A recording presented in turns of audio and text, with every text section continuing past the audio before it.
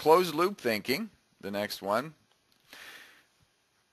We ask, can this set of reciprocal relationships, so we have these connected, that I piece together, in fact, generate the behavior that is being produced? Or what factors drive or impact the input and output relationships? Closed loop thinking, if we look at our breeding example, say if we ask about the converter called conception rate, and if we're talking about natural breeding in the field, then the male to female ratio might be an important reciprocal relationship. So as that ratio changes, as the number of open females decreases, assuming you have enough bulls to get them bred in the first place, then the male to female ratio goes up, you have a few more males, and this breeding process over time might speed up a little bit. You might also look at how season's going to change this relationship if you have seasonal breeding. So we're asking about how these factors feedback, interact, and change the behavior of the system.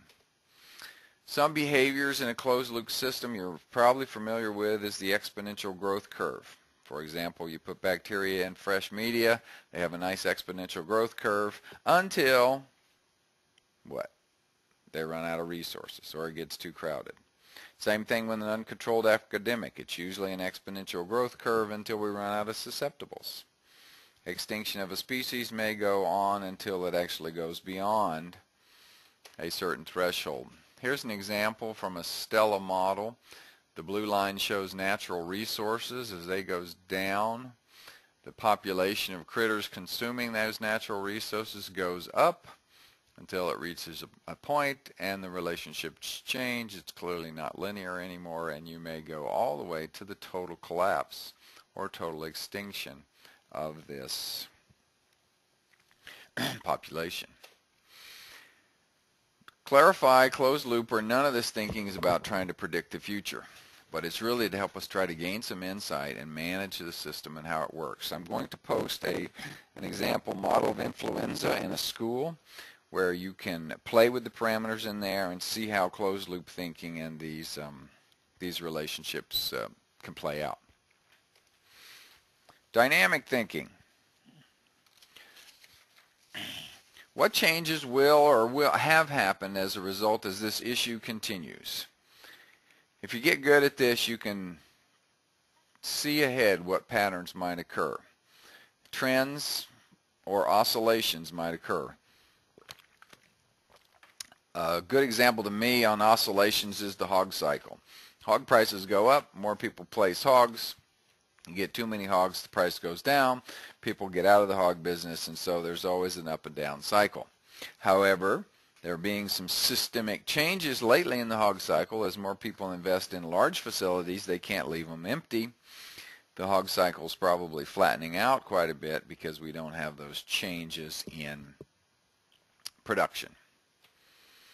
One of the challenges, I think, with dynamic thinking is that we have to usually freeze the system in order to make a diagnosis.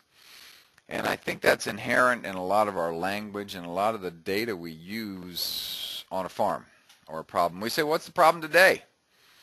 We ask, well, how many sick or dead do you have out there today? What's the prevalence rate, which is a historical measure of what's been happening? Well, we always start with a cross-sectional study, right? How many people have such and such a disease today? So that's a challenge because we start thinking static, but we've got to figure out how to get dynamic. The next thinking skill is nonlinear. We talked about that a little bit already and how exponential growth curves change over time. We ask, how does this strength of the relationships change? We assume linearity. Assumption of linearity means that each of the factors impacts the affected by a fixed proportion or magnitude. But actually, it's going to change based on the strength of a third variable. Some examples are herd immunity. We know that if we can get X percentage of the herd vaccinated, we don't have to vaccinate the whole herd, then we can cause an epidemic curve to stop, to lose its exponentiality and just go flat. A good example of nonlinearity is drug administration. And we think A lot of folks think that if a little bit is good, then more is better, but obviously we know that's not true. Another example on the other end is the law of diminishing returns. For example, eradication, tuberculosis eradication in the United States.